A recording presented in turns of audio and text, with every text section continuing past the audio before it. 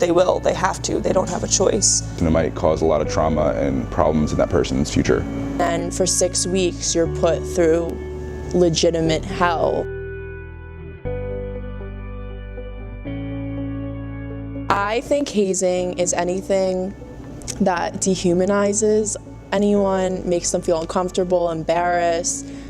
Anything that you wouldn't want done to you or something that would make you embarrassed, I think qualifies as hazing. To me, hazing is unnecessary and forceful actions that other people make you take to join an organization, such as a Greek organization or a sport or club. It can be anything that does anything mentally, emotionally, or physically, and sometimes even sexually. I think that hazing is anything you do to a new member that the rest of your chapter doesn't have to do, anything to embarrass them or degrade them. Hazing is basically anything that you make a new member do for any organization that embarrasses them physically, emotionally, or like verbally. And it's something that no one really wants to do, but it's to get into an organization.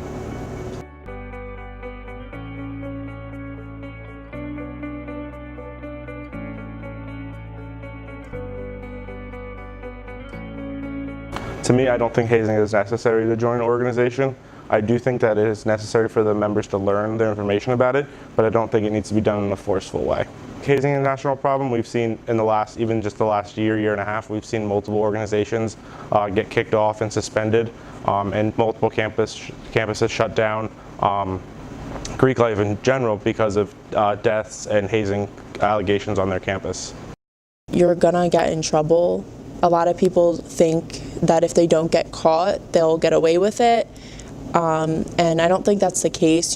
People can go to jail. We see in the media now, especially a lot of court cases going on.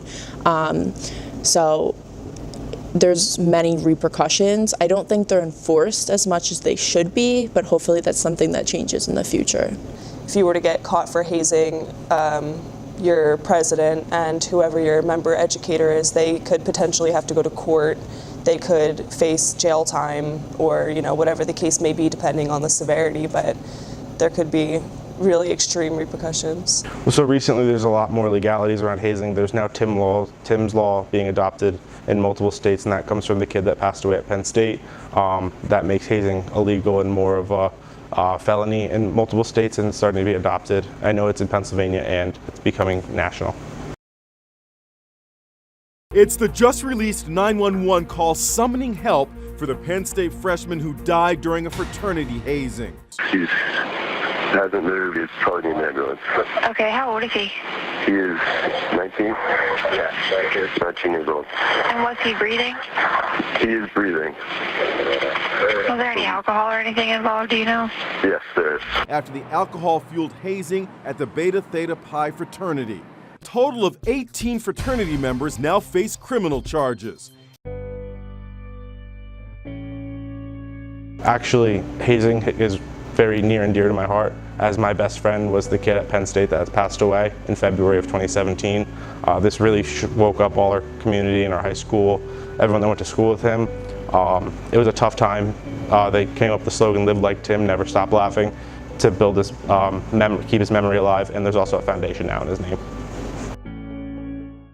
My organization used to haze, however, we came to consensus that we don't think that it's necessary to haze anymore. I think another option other than hazing for maybe Greek organizations to partake in is just teaching their new members just their general information in a non-hazing way. Each organization always gets something from their nationals that basically lays out how to educate your new members, so if you just follow that, that would be your other option. The national office and headquarters hands us, mostly every organization, a booklet of information that we give, or they even have like new member booklets where they can learn stuff. I just think that like quizzes and stuff of like learning people in the organization, that isn't hazing, because it's just you're understanding and learning who's in that organization and about that organization that you want to join.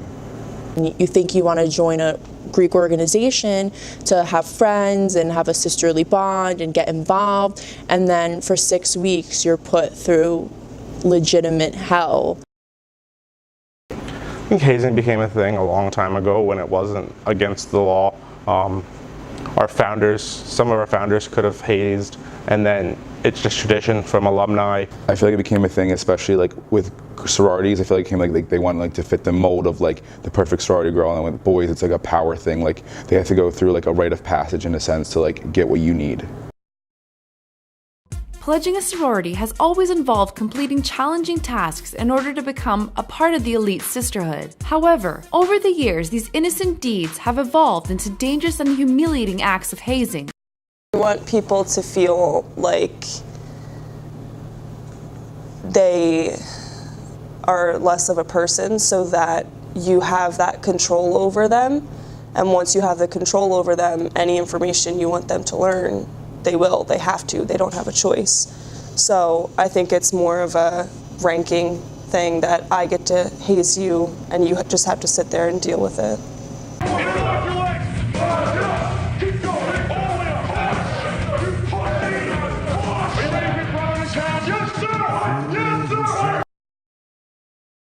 Earn your letters basically means that like you go through something that the organization says you must go through in order to get your letters, because if you don't go through that, means that you're not deserving of those letters or you don't qualify to meet the membership qualities. A lot of people think that if you weren't hazed, you don't deserve to wear letters because you have to go through so much in order to get them, but I think earning your letters is just going through the process that National sends out.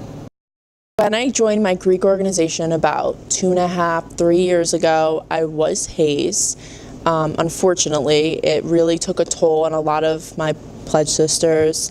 Mentally, there was a lot of physical stuff that went on. It really was just not a good time. It actually affected my academics. I went down from a 3.8 GPA to a 3.4 within the semester that I was hazed. And it really takes a toll. It took a toll, at least on me. Academically, financially, I spent a lot more money than I would have if I wasn't being hazed, things like that. There was a lot of different physical aspects. We had to do certain things, dress a certain way, act a certain way, address people a certain way. It really just was bad news.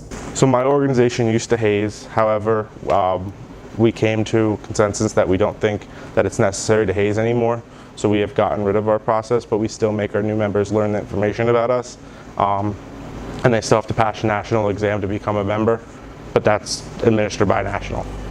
Thankfully, you know, the organization actually got in trouble that semester, and it really messed things up for a while, but now my organization doesn't haze, and I could attest to that.